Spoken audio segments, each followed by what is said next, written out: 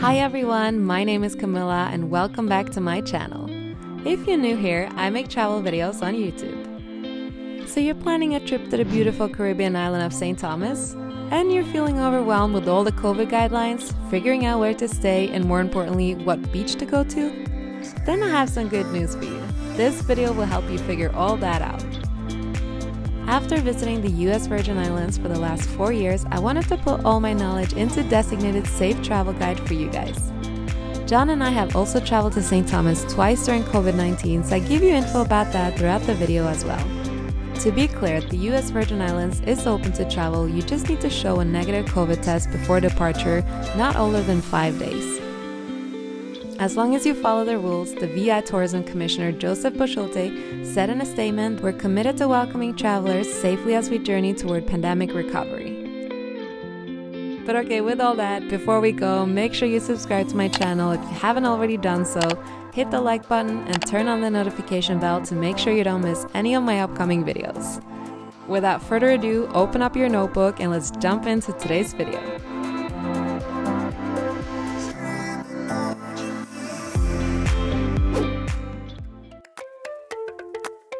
Before you start looking at plane tickets and accommodations, make sure your local doctor or pharmacy provides COVID-19 molecular or antigen tests. It is required to have a negative COVID test no older than 5 days upon arrival. However, I did read online that a woman and her husband got stopped by American Airlines saying the test needed to be no older than 3 days. So to be safe, make sure you double check the rules with the USVI and your airline provider. Before you leave, you also have to upload the COVID results to the USVI travel screening portal and get approved before you leave. This usually takes 24 hours. When you're approved, you will receive a green QR code that you scan at the airport. We actually forgot to do it when we left in December, so that is why we had to go to the separate line as you see here and fill out the paperwork upon arrival. Good afternoon. Both of you traveling together, right? Yeah. All right, you can go ahead. Thank you. You're welcome. Thank you. Hi, good morning. No, with my husband. All right, you're gonna put your name at the top, additional names here, test results on the back. Okay. You can go ahead and sign and fill it out. Cool, thank you. Give to the car. All right, cool, thank you.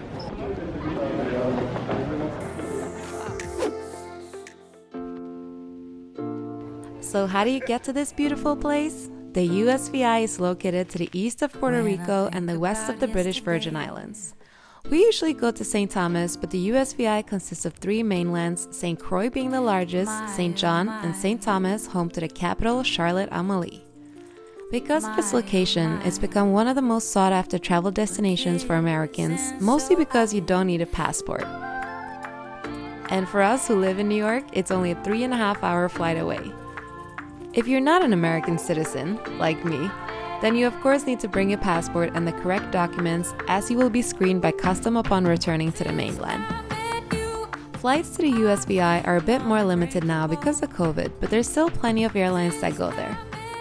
We flew with Delta last time we were there in December 2020. Since we flew during the holiday, literally on the 26th of December, it was a bit hectic at the airport in New York, so we almost lost our flight. I recommend looking for your plane tickets at skyscanner.com. We always try to see what dates are the cheapest for tickets, then we try to find accommodations that are available for those dates. The airport where you land when you're flying to St. Thomas is called Cyril E. King, and the airport code is STT. Our flights to the USVI has been pretty smooth. We show up 2 hours before at JFK and never had any problems. On our way to St. Thomas. I'm smiling, but you can't really see. On your way back though, I've heard several people say you should at least be at the airport in St. Thomas 3 hours before your flight. This is mainly because they often book a lot of flights to depart at the same time, so it's chaos at the check-in area. Luckily, we never run into any heavy crowds at the airport in St. Thomas, but better be safe than sorry.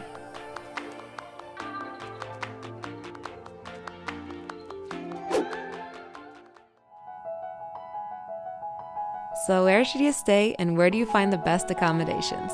Honestly, we have stayed in the same area almost every time we've been there, except last time when we stayed at the Margaritaville near Coki Beach. I might be a bit biased since I haven't lived any of the other areas, but we love to stay close to Magens Bay. If you look here on the map, you'll see we stayed in the Mondal area and close to Peterborg. Keep in mind, St. Thomas is pretty hilly, so it's easy to find a place with a nice ocean view. If you Google places to stay in St. Thomas, you'll also see people recommending downtown Charlotte-Amalie West, and Magens Bay. But all this might sound confusing for first-time travelers. So if you're going for the first time, I would try to decide, do you want a beachfront or a villa with a view? Do you want to stay at a hotel or an Airbnb? We honestly had the best time with renting an Airbnb villa. The privacy is priceless, and if you split it with other friends or couples, the price will be cheaper per person compared to hotel rooms. I will link our 2 Airbnbs below if you're interested.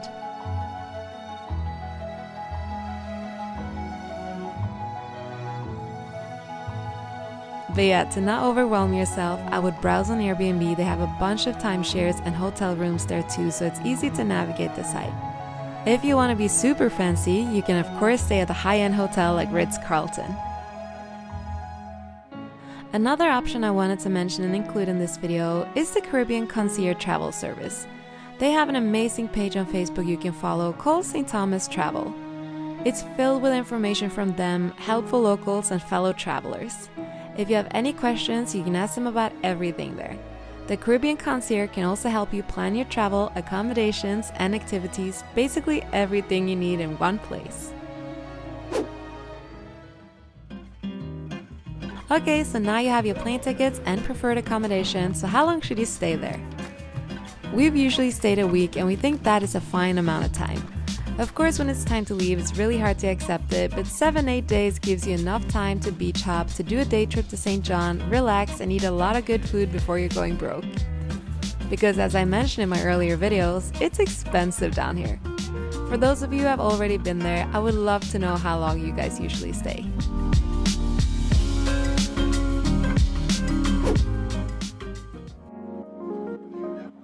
So with that said above, let's move on to budget. How much money will you be spending?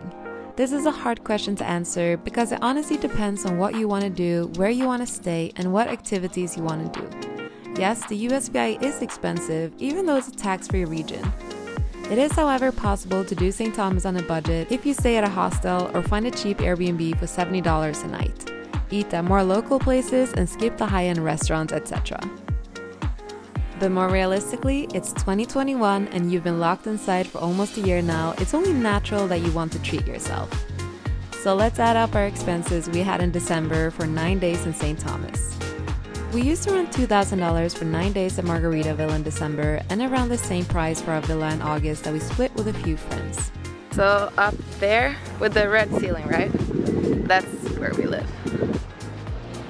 So John is saying that he's getting like Florida vibes, like Florida retirement home This is a vibes. Margaritaville, and it definitely has, you know, Florida retirement home vibes. It's the first time we ever done something like this, as we always rent an Airbnb. But it's kind of cute. No, it's nice, it's nice. And there's a bunch of lizards here. Hopefully I'll be able to capture some and show you. And iguanas.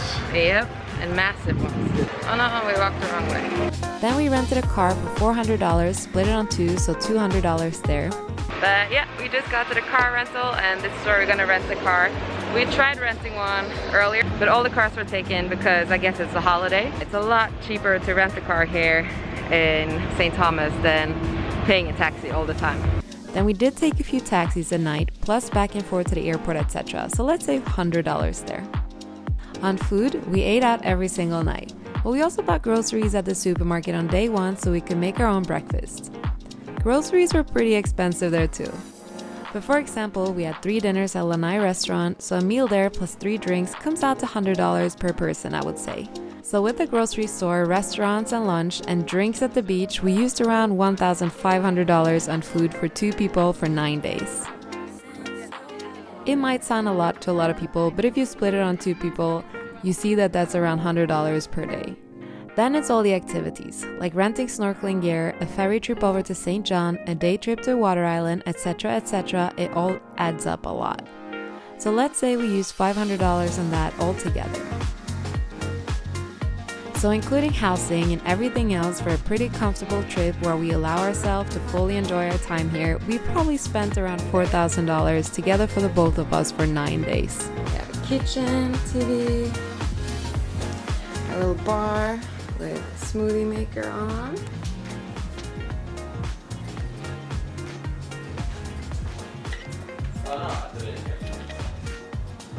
Yeah, we have a nice shower and bathroom.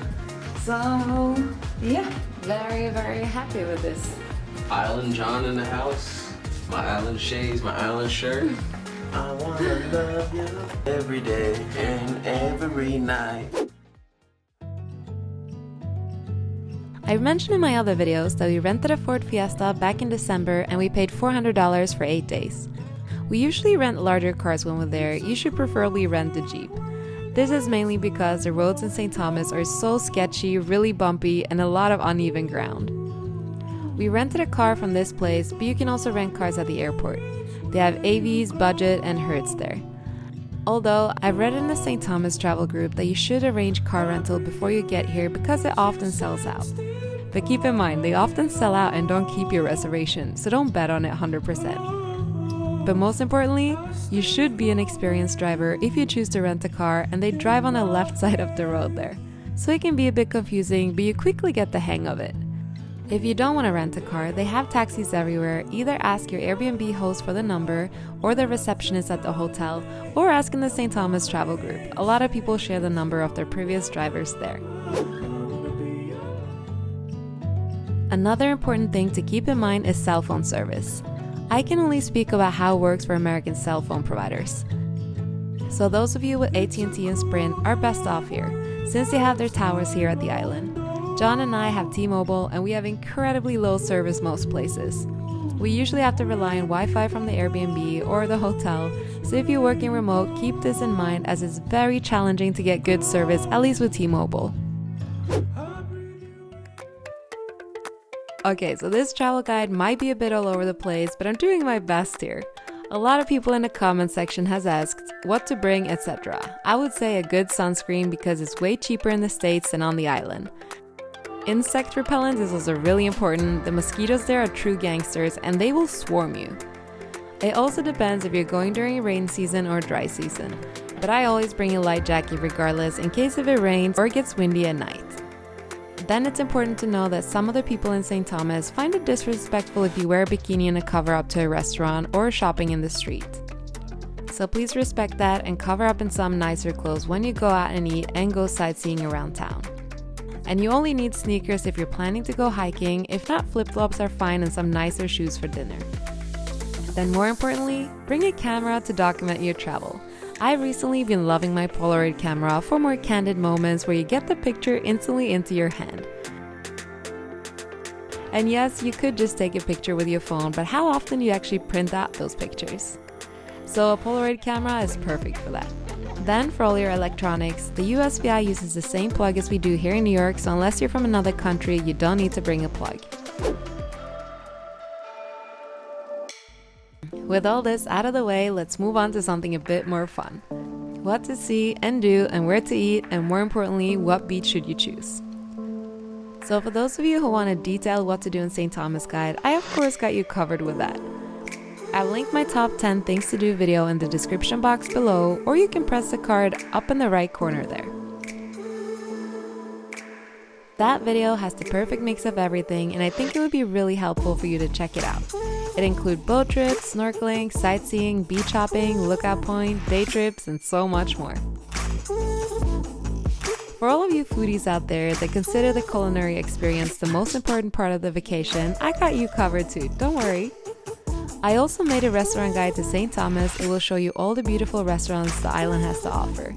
Some of the most popular places in the video will of course be Lanai restaurant. It's actually my favorite. We went there 3 times in one single week, even though it's a bit out of the way. They also have great vegan options and gluten-free options. The video will also feature other well-known places like Prime, Old Stone Farmhouse, and Duffy's Love Shack. So yeah, watch that one if you want to see all the great food you could be eating on your next trip.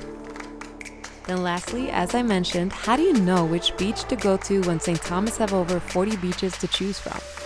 Not to mention all the nice beaches the other islands like St. John and Water Island. Well, I got you covered there too. I made a designated beach guide video to St. Thomas, so it'll be easier for you to see what beach fits you. Do you enjoy more of a lively beach with a lot of locals and good music? Or do you enjoy little secluded beaches where you have more privacy? This guide is pretty comprehensive, so it should be easy for you to choose one. If not, you can just beach hop and try to visit as many as you can. The crystal clear blue water and the white sandy beaches never gets old, so pack your beach bag and get ready for some serious exploring.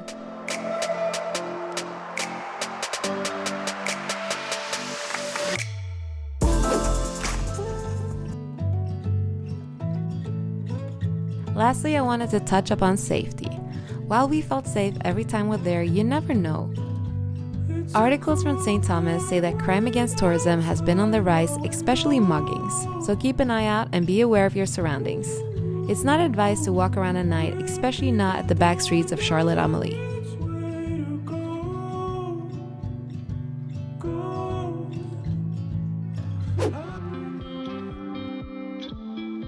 But okay guys, I think that's all I could think of in today's travel guide.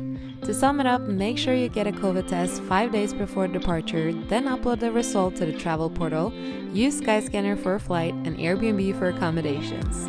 Join the St. Thomas Travel Facebook group, and keep in mind that the USVI is pretty expensive compared to other tourism destinations. And remember to drive on the left side of the road if you rent a car. And also, watch all my previous videos like my top 10 things to do and my food beach guide, and you will be 100% prepared for your next holiday. Let me know if you're planning to go or if you've been there before. We've been having some great conversations in the comment section on my last video, and I love it. I see so many of you visiting St. Thomas now, and it makes me incredibly happy for you, but also happy for the small businesses in St. Thomas that benefit from your visit. Please don't hold back on the tip this time. 2020 was a hard year for tourism and all the local businesses that depend on it, so I try to be mindful of that when I'm tipping. But okay, with all that said, I will let you guys go now so you can start planning your next trip. I really appreciate your support for my Caribbean travel series, and I love your feedback. Make sure you subscribe if you haven't already done so, hit the like button, and it really helps my channel out a lot. And of course, leave a comment if you want to share your thoughts. Thank you again, and we've been growing this community to over 13,000 people now, and I'm so grateful for every single one of you. Okay, I'm leaving this time for real now. I'll see you guys in the next one. Bye!